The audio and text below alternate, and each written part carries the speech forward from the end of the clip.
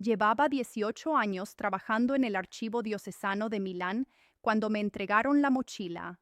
Era azul, desgastada en las costuras, una tira rota en el hombro derecho, remendada con cinta adhesiva color negro que alguien había pegado con cuidado, como si la cosa importara. Me la pusieron encima del escritorio un martes de febrero de 2024, dentro de una bolsa de plástico transparente precintada con lacre rojo, y al lado había una nota escrita a mano que decía solo esto: no se abrió, tampoco se vació, nadie supo por qué. 18 años, y la mochila de un chico de 15 años seguía esperando que alguien terminara de abrirla. Lo que encontré dentro no era lo que esperaba ninguno de nosotros, porque la primera cosa que saqué, envuelta en papel manila doblado 2 veces, era algo que ese chico no podía haber puesto ahí, físicamente, cronológicamente. Era imposible que estuviera en esa mochila, y lo que saqué después de eso fue peor todavía. Mi nombre es la doctora Elena Marchetti. Soy historiadora eclesiástica y perito en causas de canonización. Llevo 22 años trabajando para la diócesis de Milán y los últimos 6 en colaboración directa con el Dicasterio para las Causas de los Santos en Roma. He revisado 432 causas de beatificación en mi carrera, 217 de las cuales llegaron a declaración formal. Sé lo que es un documento auténtico y sé lo que es una fabricación piadosa. Sé distinguir entre ambas cosas. Lo sé porque me he pasado la vida aprendiendo exactamente eso. Lo que encontré en esa mochila no encajaba en ninguna de las dos categorías. Y eso, después de 22 años de trabajo, era lo único que me asustaba de verdad.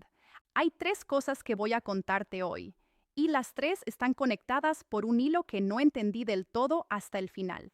La primera es lo que había dentro de esa mochila.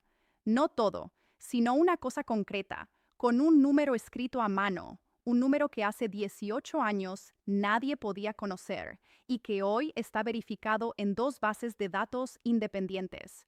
La segunda es lo que descubrí cuando empecé a preguntar quién había tenido esa mochila todos esos años y por qué. A pesar de que pasó por al menos 4 manos distintas, nadie la terminó de vaciar.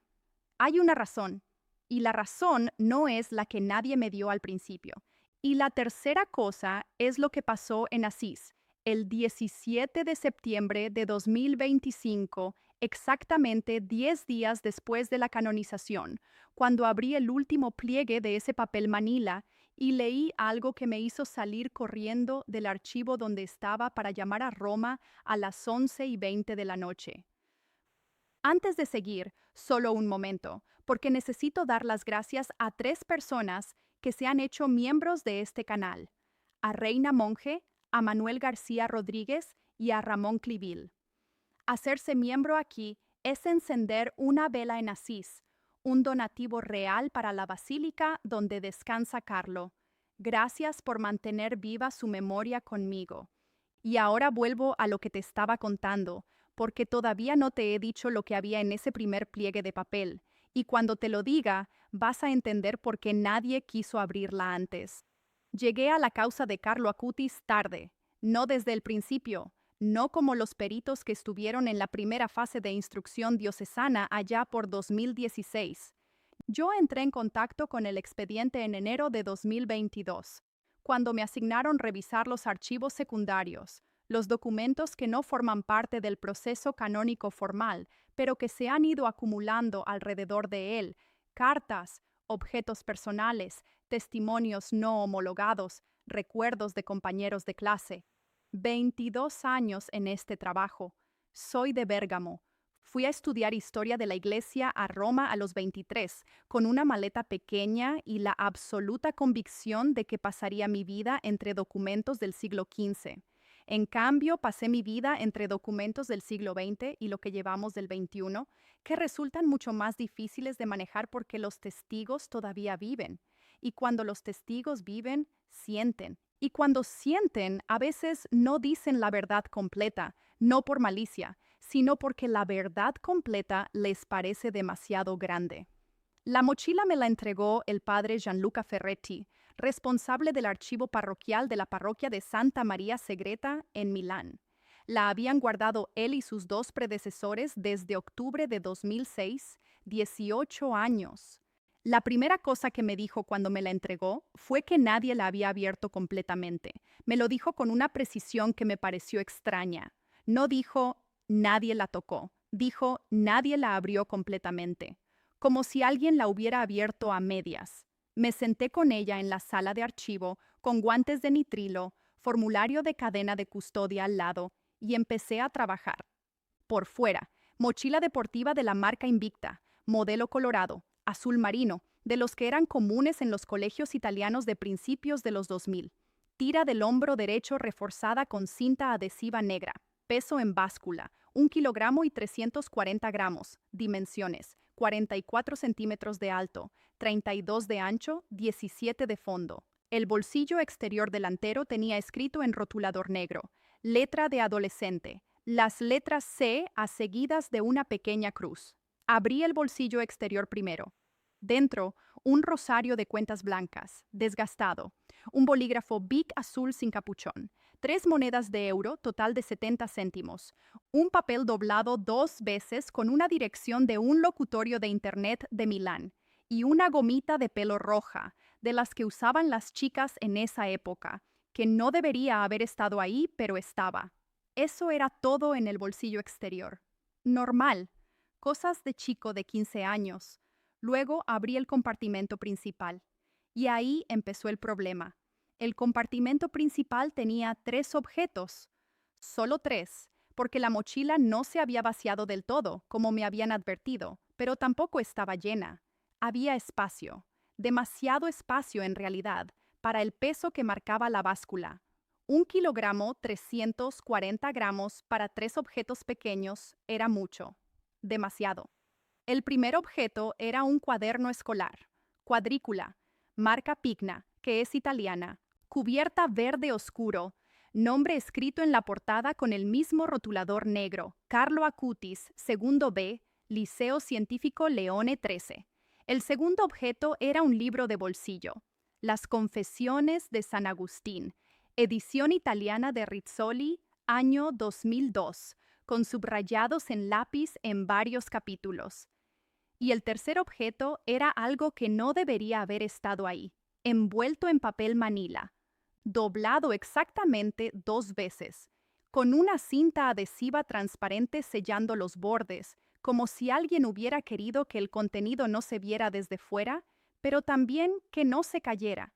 Y en el exterior del papel manila, escrita con el mismo rotulador negro, una frase. La frase decía, para quien llegue después, que no abra esto hasta que el mundo lo sepa. Me quedé mirando esa frase durante 4 minutos y 11 segundos. Lo sé porque miré el reloj cuando empecé a leerla y cuando terminé de asimilarla. 4 minutos y 11 segundos. Mirando una instrucción escrita en papel manila dentro de una mochila de chico de 15 años que llevaba 18 años esperando. Y eso fue cuando entendí por qué nadie la había terminado de abrir. No era que no se hubieran atrevido, era que habían leído esa frase y habían entendido algo que yo todavía estaba procesando. Hay un cuarto hilo en esta historia que no te he mencionado aún. Tiene que ver con el cuaderno verde, con lo que hay escrito en las últimas 4 páginas, páginas que no son anotaciones escolares, páginas que tienen fechas, fechas que aún no habían ocurrido cuando Carlo Acutis las escribió. Llegaremos a eso. Pero antes necesitas entender quién era este chico y cómo llegó esa mochila a mis manos después de 18 años. Carlo Acutis nació el 3 de mayo de 1991 en Londres, donde sus padres italianos vivían por trabajo. Volvieron a Italia cuando era pequeño y se instalaron en Milán. Fue alumno del Liceo Científico Leone 13 hasta el final de su vida. Murió el 12 de octubre de 2006 en el Hospital San Gerardo de Monza, por una leucemia fulminante de tipo M3. Tenía 15 años y 163 días. Esto lo sé de memoria. Es parte del expediente que he leído más de 200 veces en los últimos 3 años. Lo que no está en el expediente oficial es lo que me contó el padre Ferretti la tarde que me entregó la mochila, tomando café en el despacho parroquial que huele a libros viejos y a cera para suelos. Me dijo que la mochila llegó a la parroquia el 15 de octubre de 2006, 3 días después de la muerte de Carlo. Se la llevó a la sacristía una compañera de clase, una chica llamada Benedetta, cuyos apellidos no voy a decir porque sigue viva y nunca ha dado permiso para ser nombrada públicamente.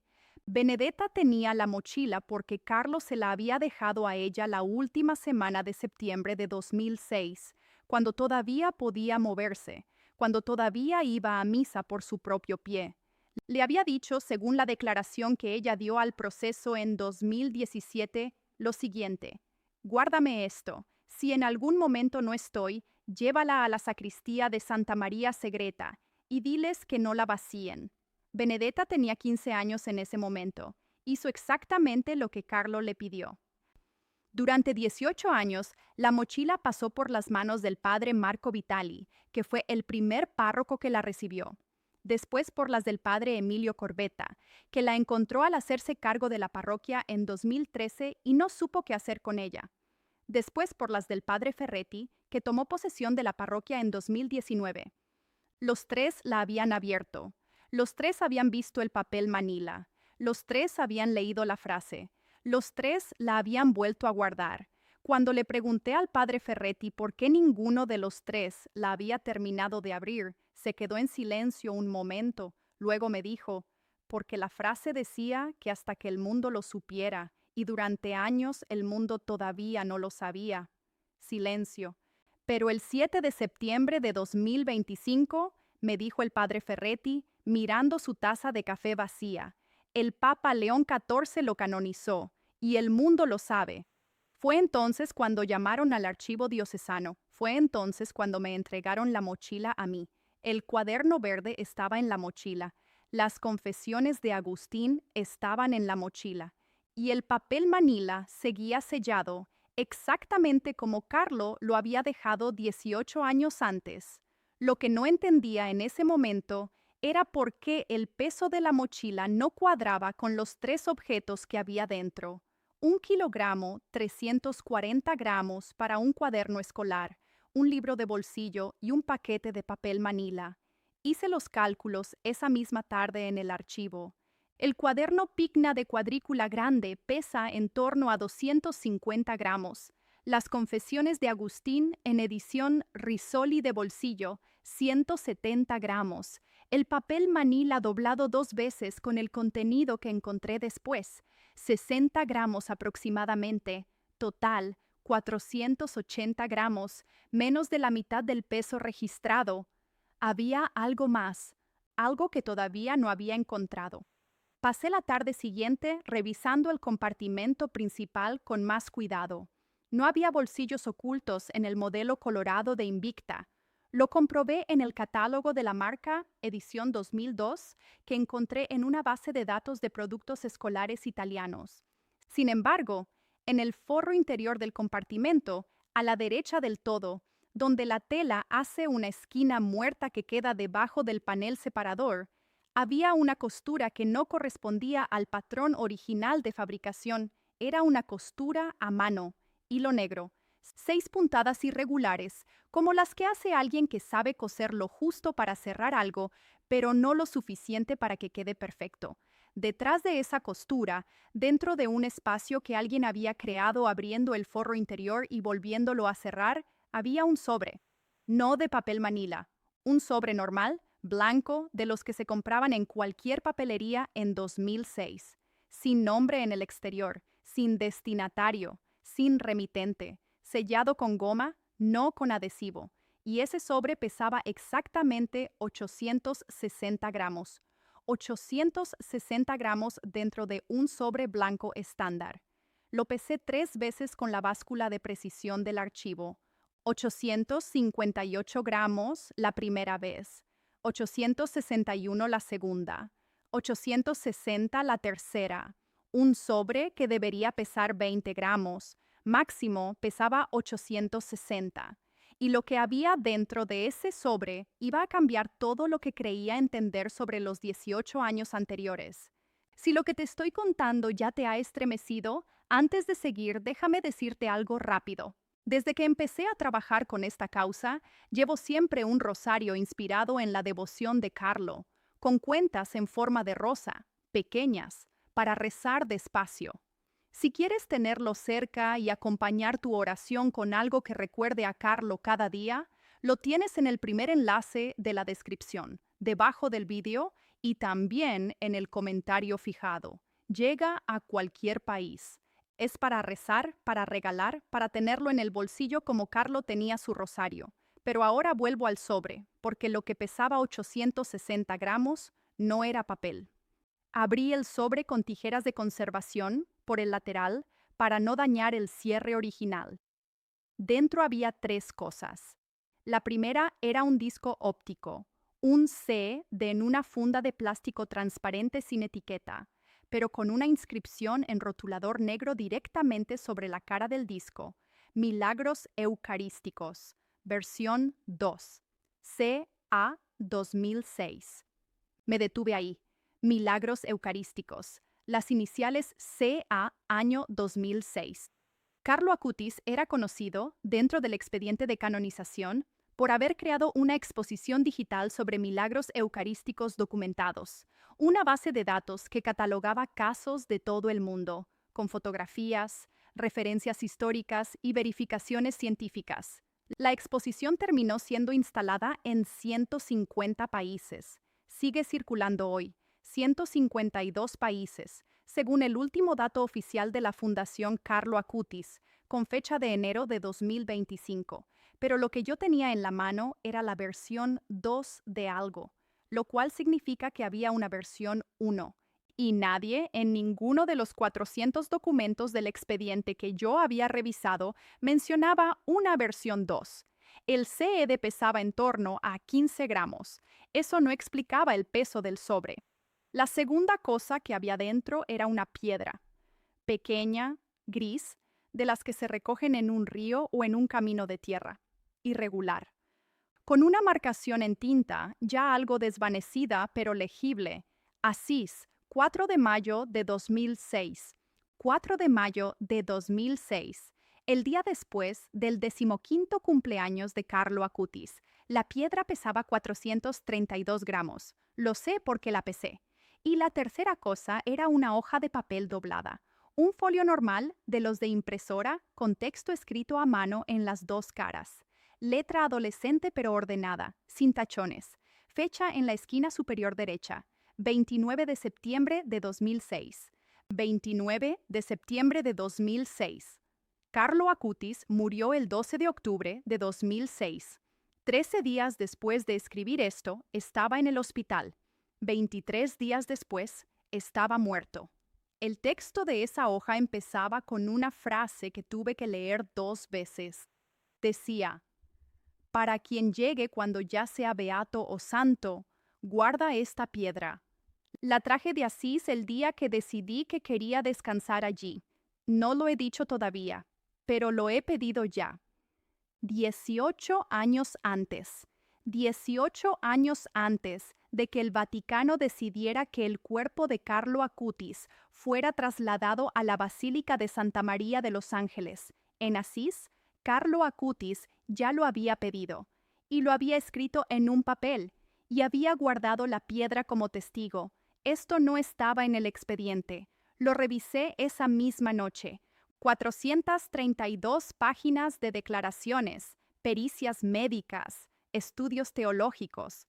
La piedra de Asís no aparece en ninguna, pero había algo más en esa hoja de papel, algo que estaba escrito en la segunda cara, al pie del folio, con letra más pequeña, como si lo hubiera añadido después de un silencio. No lo voy a decir todavía, porque antes necesito contarte lo que encontré en el cuaderno verde, y porque la segunda cara de ese folio solo tiene sentido después del cuaderno. El cuaderno Pigna, cubierta verde, cuadrícula estándar, 120 páginas. Carlo usó 94 de ellas. Las primeras 86 estaban llenas de lo que parecían apuntes de clase, física, historia, latín, fórmulas matemáticas, algunas con errores corregidos en rojo, lo que sugiere que alguien las había revisado, probablemente un profesor o él mismo en una segunda lectura. Nada fuera de lo ordinario, un alumno de 15 años estudiando. Pero en la página 87 el tono cambia, sin aviso, sin título. La página 87 empieza con una fecha, 15 de julio de 2006. 15 de julio. Carlo tenía 2 meses y 12 días de vida, aunque él, como todos nosotros lo sabemos ahora, no lo sabía todavía. O quizás sí. Esa es la pregunta que no me he podido quitar de encima desde que leí esas páginas. Página 87, 15 de julio de 2006. Lo que está escrito ahí no es un apunte de clase, es una lista. Una lista de 15 elementos, numerados del 1 al 15. Cada elemento tiene 2 partes, un lugar y una fecha. Los primeros 8 los transcribo exactamente como aparecen, porque están verificados. 1. Milán, 12 de octubre de 2006. Milán, 12 de octubre de 2006. Carlo Acutis murió en Monza, pero es el mismo día. 12 de octubre de 2006, la fecha exacta de su muerte. 2. Asís, no sé cuándo, pero después. Sin fecha concreta, solo Asís, después. 3. Un niño en Brasil, Campo Grande, el páncreas, 2013. Campo Grande, páncreas, 2013. El primer milagro atribuido a Carlo Acutis ocurrió en Campo Grande, Brasil, en 2013. El niño se llamaba Mateus. El órgano afectado era el páncreas. Me detuve en el elemento 3 durante mucho tiempo. Volví a leer. Un niño en Brasil, Campo Grande, el páncreas, 2013. Carlo Acutis escribió esto el 15 de julio de 2006. Murió el 12 de octubre de 2006. El milagro de Mateus en Campo Grande ocurrió en 2013, 7 años después. La Iglesia no reconoció este milagro hasta 2020, 14 años después, y Carlo lo había escrito, con el lugar, con el órgano, con el año. Seguí leyendo. 4. Una mujer, Costa Rica, la cabeza, 2022. Costa Rica, 2022. El segundo milagro reconocido para la canonización de Carlo Acutis fue el de Valeria Valverde, una mujer costarricense que sufrió un traumatismo craneal grave en 2022 y fue declarada curada de manera inexplicable después de que su familia rezara ante una imagen de Carlo Acutis. Traumatismo craneal. La cabeza. Aquí me levanté de la mesa. Me levanté, salí de la sala de archivo, fui al baño y me mojé la cara con agua fría. 2 veces, 3 veces, conté hasta 20. Volví a entrar. Revisé mis anotaciones, revisé la fecha del cuaderno, 15 de julio de 2006. Volví a mirar el elemento 4. Una mujer, Costa Rica, la cabeza, 2022. 2022. 16 años después de que Carlo escribiera esto. Carlo tenía 15 años y 2 meses de vida cuando lo escribió. El milagro de Valeria Valverde ocurrió en 2022. Fue reconocido por el Vaticano en 2024. No siguió en la lista con los elementos del 5 al 15.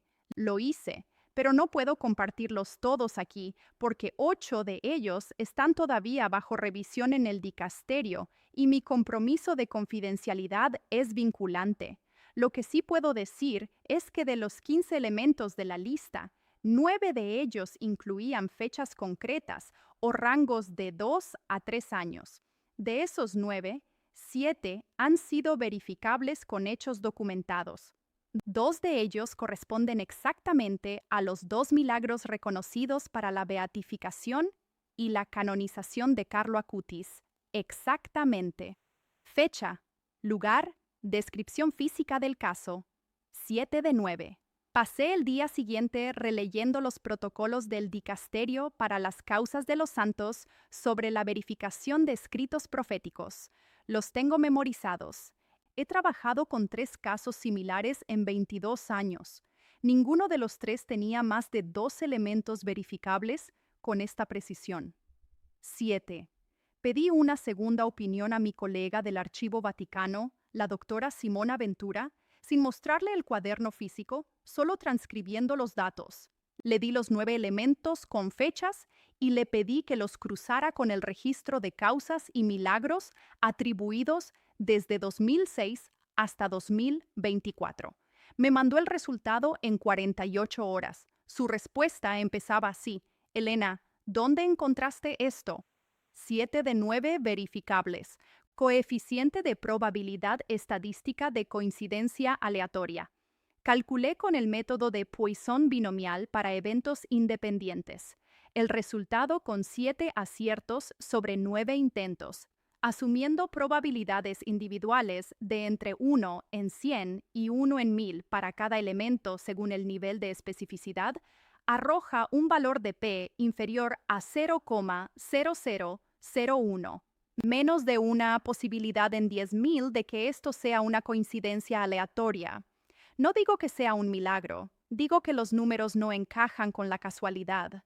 Pero el elemento más perturbador de la lista no era ninguno de los 9 verificables, era el elemento 15, el último. El elemento 15 decía esto: Asís, septiembre de 2025. El que lea esto sabrá que llegó el momento. Asís, septiembre de 2025. Carlo Acutis fue canonizado el 7 de septiembre de 2025.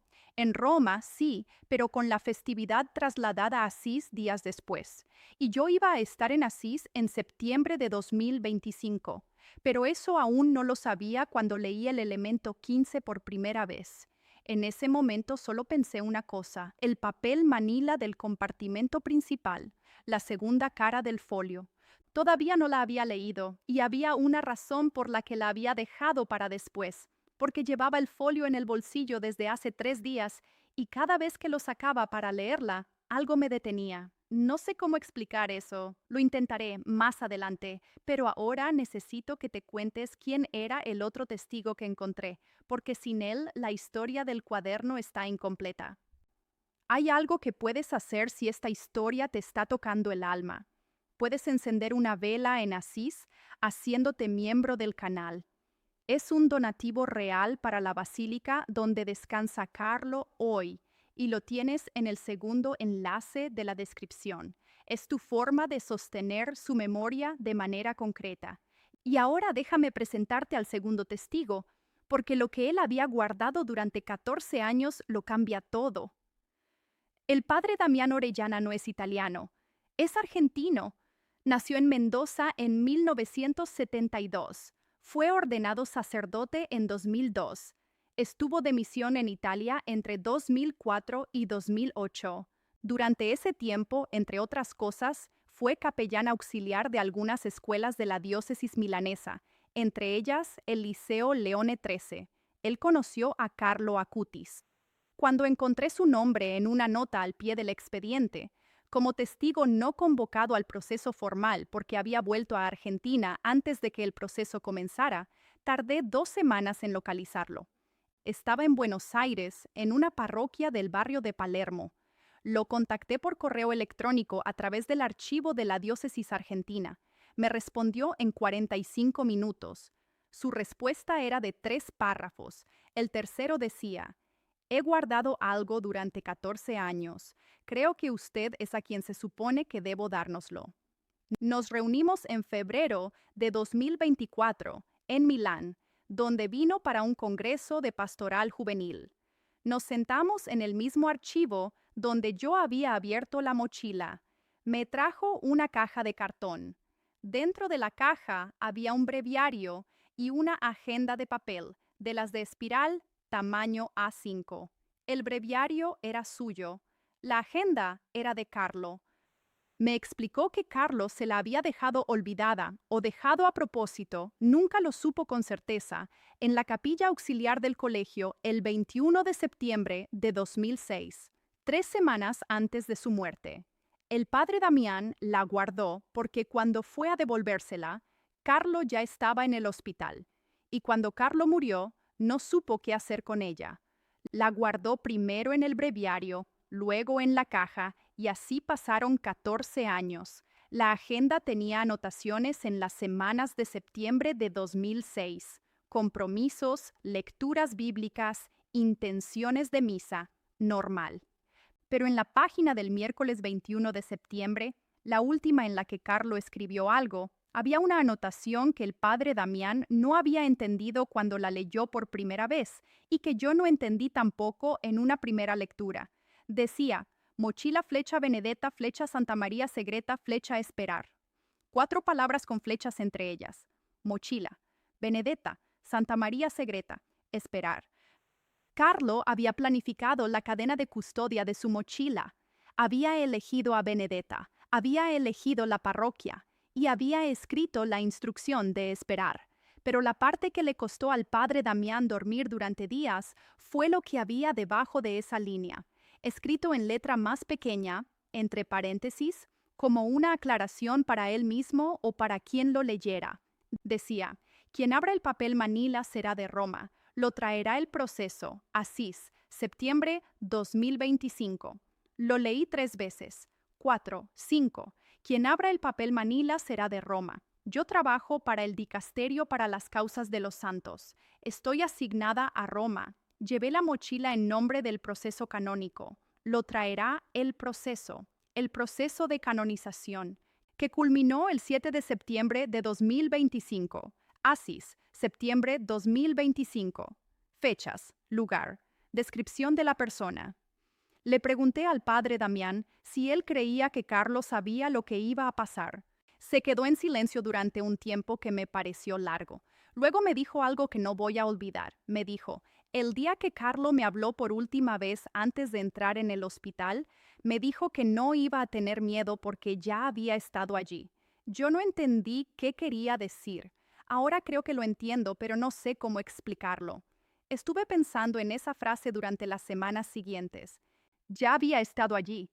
¿Dónde? ¿En el hospital? ¿En la muerte? ¿En Asís? ¿En ese septiembre de 2025 del que hablaba la agenda? No lo sé. Honestamente no lo sé. Lo que sé es que cuando puse en paralelo la agenda del padre Damián y el cuaderno verde de la mochila, los datos coincidieron en 16 puntos. 16 puntos de correspondencia entre 2 documentos que habían pasado 14 años guardados en lugares distintos, por personas distintas, sin ningún contacto entre ellas. 16. El elemento más preciso de esa correspondencia era un número que aparecía escrito en el cuaderno verde, en la página 89, en una anotación que yo había leído pero cuyo significado no había entendido hasta que vi la agenda. En el cuaderno, página 89, Carlo había escrito 162, no exactamente, más. En la agenda, en la página del martes 20 de septiembre de 2006, había escrito, los del catálogo ya son 162, pero hay más. Buscar antes. Los del catálogo.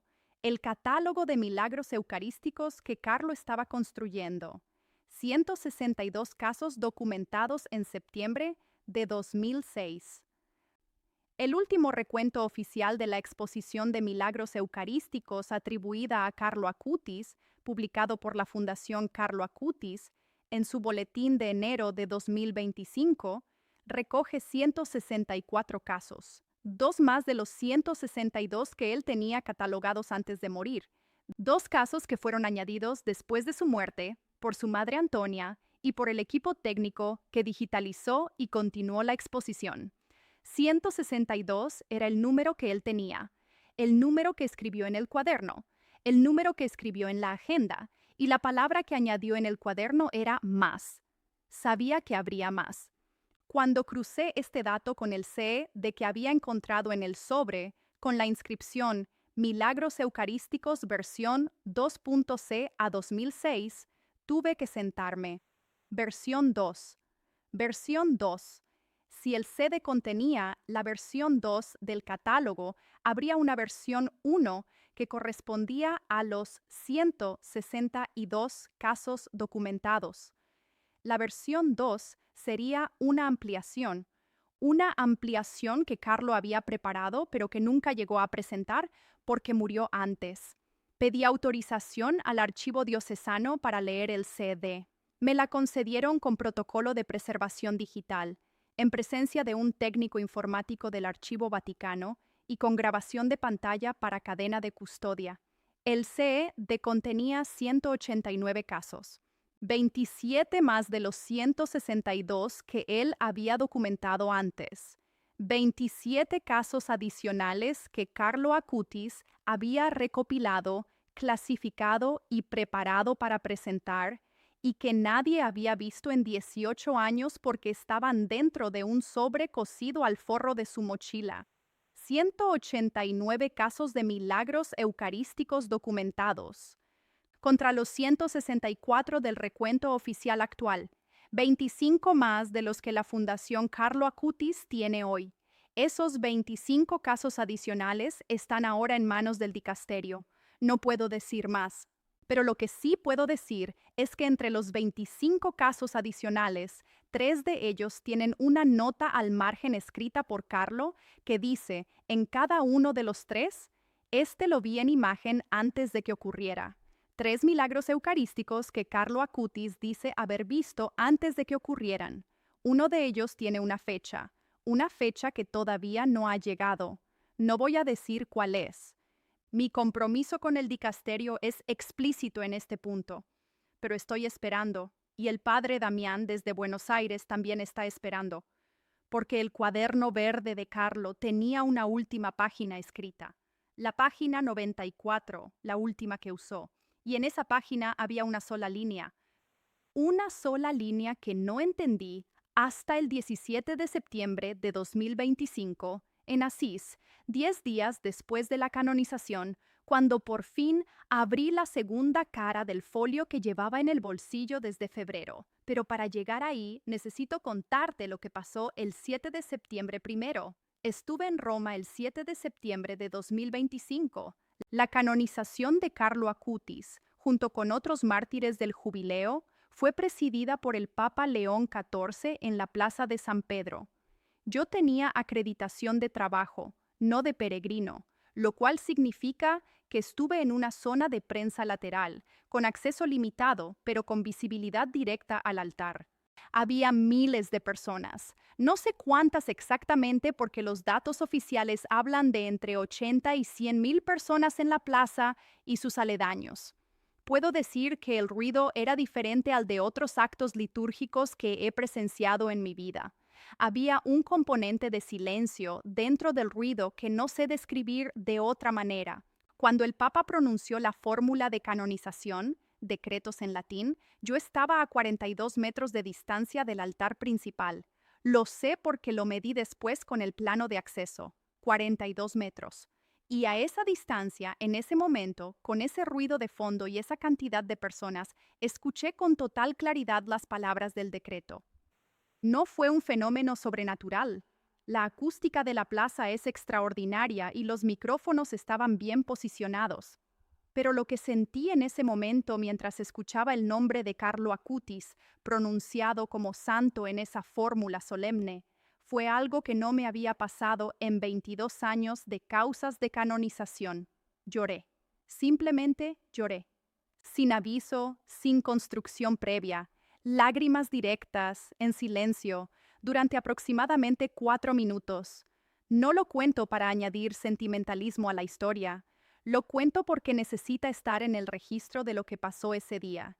Y porque en el dicasterio nos piden que documentemos también la dimensión experiencial de los peritos cuando trabajan en causas que los afectan personalmente.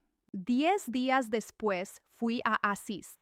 Era el 17 de septiembre de 2025. Fui oficialmente para depositar copias certificadas del cuaderno verde, la agenda del padre Damián y el sobre con el CD y la piedra en el archivo de la Basílica de Santa María de los Ángeles. Era una visita de trabajo. Tenía una reunión con el responsable del archivo de la Basílica a las 11 de la mañana. Llegué a Asís en tren desde Perugia a las 9 menos cuarto. Tenía tiempo. Dejé la maleta en la pensión donde me alojaba y caminé hasta la Basílica. El cuerpo de Carlo Acutis está en la Basílica de Santa María de los Ángeles, en un sarcófago de vidrio, visible para los peregrinos. Lleva allí desde octubre de 2019, cuando el cuerpo fue exhumado y se constató que se encontraba íntegro 21 meses después de la beatificación. Íntegro es la palabra técnica que usa la Iglesia. Significa que el estado de conservación del cuerpo fue reconocido como extraordinario por los médicos presentes en la exhumación. Entré a la basílica a las 9:10 de la mañana. Había peregrinos, no muchos a esa hora.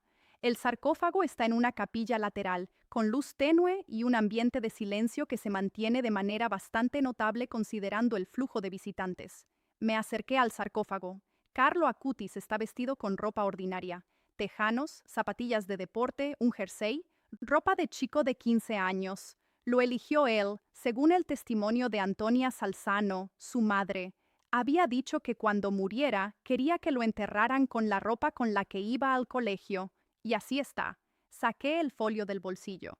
Llevaba ese folio conmigo desde febrero, 7 meses, sin terminar de leer la segunda cara.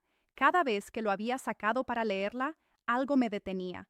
No puedo explicarlo con más precisión que eso. La primera cara, la que hablaba de la piedra de Asís, la había leído el primer día. La segunda cara la había doblado hacia adentro y guardado el folio de nuevo. 7 meses. Ahí, de pie frente al sarcófago de vidrio donde Carlo Acutis descansaba con sus tejanos y sus zapatillas de deporte, desdoblé el folio y leí la segunda cara. Y necesito que entiendas exactamente lo que hay escrito en esa segunda cara, porque es el núcleo de todo lo que te he estado contando. Había 3 párrafos. El primero decía: si lees esto es porque ya ocurrió todo. La piedra es real. Estaba en el camino entre la basílica y el olivo grande que está a la izquierda. Lo sabrás porque el olivo sigue ahí. Levanté la vista del folio. La Basílica de Santa María de los Ángeles tiene un jardín lateral. Hay olivos. Fui después de la reunión de las 11 a las 12:20 al jardín lateral. Hay un olivo grande, a la izquierda según se sale por la puerta lateral de la sacristía. El segundo párrafo decía: la persona que llegue con el proceso no tiene que hacer nada más que saber que estamos bien, los que fuimos antes que ella y los que vendrán. Asís es el punto donde los tiempos se tocan. Yo lo entendí aquí, el día que recogí la piedra. 4 de mayo de 2006, el día después de su 15º cumpleaños, la fecha que estaba grabada en la piedra, pero fue el tercer párrafo el que me hizo salir corriendo del archivo a las 11:20 de la noche para llamar a Roma. El tercer párrafo decía: hay una persona que ha estado rezando el rosario cada día durante más de 40 años en algún lugar de América Latina. No sé su nombre, sé que es mujer, sé que tiene entre 60 y 70 años cuando tú leas esto. Dile que no se rinda, que lo que pide ya está en camino, que el número de la novena que rezó en agosto de 2006 era correcto. En agosto de 2006, Carlo Acutis estaba vivo. Enfermó en octubre. En agosto todavía iba al colegio, todavía comulgaba cada día, todavía hacía su vida normal. Y en agosto de 2006, alguien en algún lugar de América Latina rezó una novena. Y Carlo, de alguna manera que no entiendo, lo sabía. Una mujer, América Latina, entre 60 y 70 años, cuando yo leyera el folio, que reza el rosario cada día desde hace más de 40 años. Llamé a Roma porque no supe qué más hacer. Llamé a la doctora Ventura al teléfono personal. Eran las 11:20 de la noche. Me dijo: respira. Y luego me preguntó si tenía el folio en la mano. Le dije que sí. Me dijo: léemelo otra vez. Se lo leí. Hubo un silencio de 44 segundos al otro lado del teléfono. Luego me dijo: Elena, ¿sabes cuántos de los que nos siguen en el canal de la causa rezan el rosario cada día desde hace más de 40 años? No era una pregunta técnica, era otra cosa.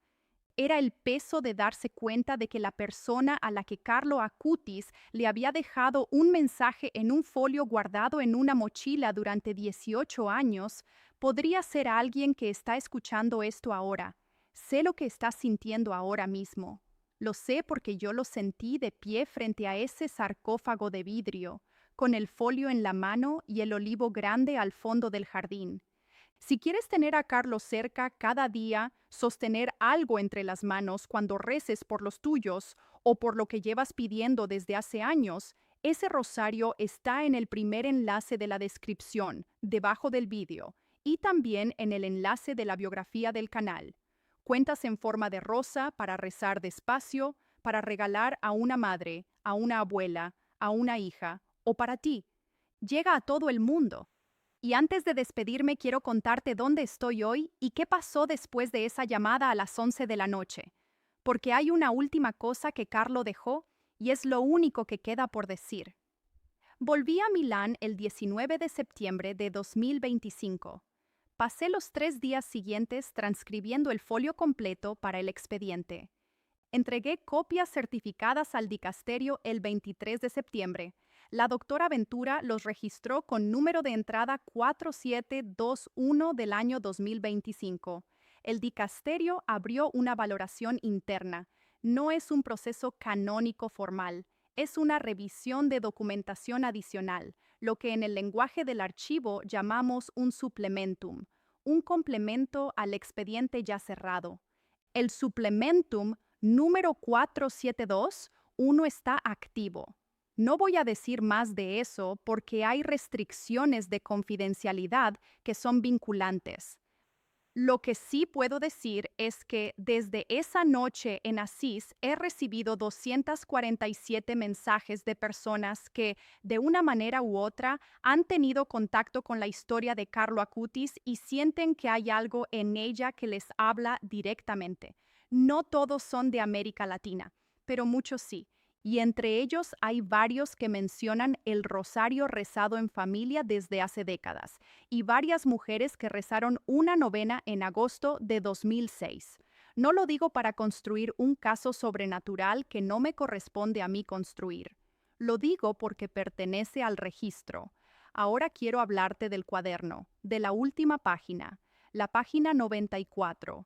La línea que escribió Carlo en la última página del cuaderno verde, la única que quedaba sin contexto cuando empecé a trabajar con él, y que solo entendí después de leer el folio en Asís, era esta. La mochila nunca se vació porque estaba esperando a quien necesitaba lo que hay dentro. Una sola frase, sin fecha, sin firma. La última cosa que Carlo Acutis escribió en ese cuaderno. La mochila nunca se vació porque estaba esperando. Llevo esa frase en la cabeza desde el 16 de febrero de 2024, cuando la leí por primera vez. Han pasado casi 2 años, y cuanto más tiempo pasa, más creo que no solo hablaba de la mochila. Creo que hablaba de algo mucho más amplio. Carlo Acutis decía que la Eucaristía era su autopista al cielo. Lo dijo muchas veces, de maneras distintas, y está documentado en al menos 11 testimonios del expediente. Pero también decía algo más que aparece en menos lugares y que su madre Antonia refirió en su declaración del proceso, en la sesión del 16 de noviembre de 2016. Decía que los santos no se van, que dejan cosas en los lugares donde estuvieron, como las piedras que uno deja en un camino para que el siguiente sepa por dónde pasar. Una piedra en un camino de Asís, 4 de mayo de 2006. Él la dejó. Y 18 años después alguien la encontró, guardada en un sobre cosido al forro de una mochila, con una fecha escrita en tinta ya desvanecida. Hoy doy conferencias sobre documentación hagiográfica en Italia, en España y en Argentina. He presentado el caso del cuaderno verde, sin revelar los datos que están bajo reserva, en el Congreso Internacional de Hagiografía Contemporánea celebrado en Pamplona en abril de 2025. La respuesta de los historiadores presentes fue de silencio inicial y luego de preguntas técnicas que duraron 40 minutos más de lo programado. El padre Damián Orellana regresó a Asís por primera vez desde 2008 El 18 de septiembre de 2025, el día después de que yo leyera el folio, le envié un mensaje cuando salí de la basílica. Llegó en avión desde Buenos Aires, financiado con sus propios ahorros, y estuvo frente al sarcófago de Carlo durante 1 hora y 40 minutos, según me contó él. No me dijo qué sintió, me dijo solo que cuando salió, el olivo grande del jardín lateral estaba siendo rodeado por 3 peregrinos que rezaban el rosario en voz alta. 3 peregrinos, rosario en voz alta. Al pie del olivo donde Carlo había recogido la piedra el 4 de mayo de 2006. No lo voy a interpretar, solo lo pongo en el registro.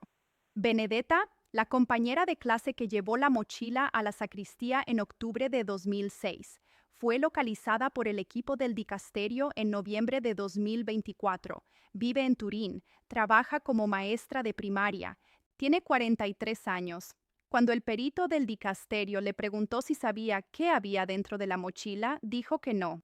Solo que Carlo le había pedido que la guardara y que dijera que no la vaciaran. Le leyeron la última línea del cuaderno. La mochila nunca se vació porque estaba esperando a quien necesitaba lo que hay dentro. Benedetta estuvo en silencio durante 2 minutos, según consta en el acta de la declaración. Luego dijo, él siempre hablaba así, como si ya supiera cómo iba a terminar todo. Como si ya supiera cómo iba a terminar todo. 15 años, 163 días de vida. Una leucemia que lo mató en 48 horas desde el diagnóstico. Una mochila azul con una tira rota y cinta adhesiva negra. Un cuaderno con 94 páginas.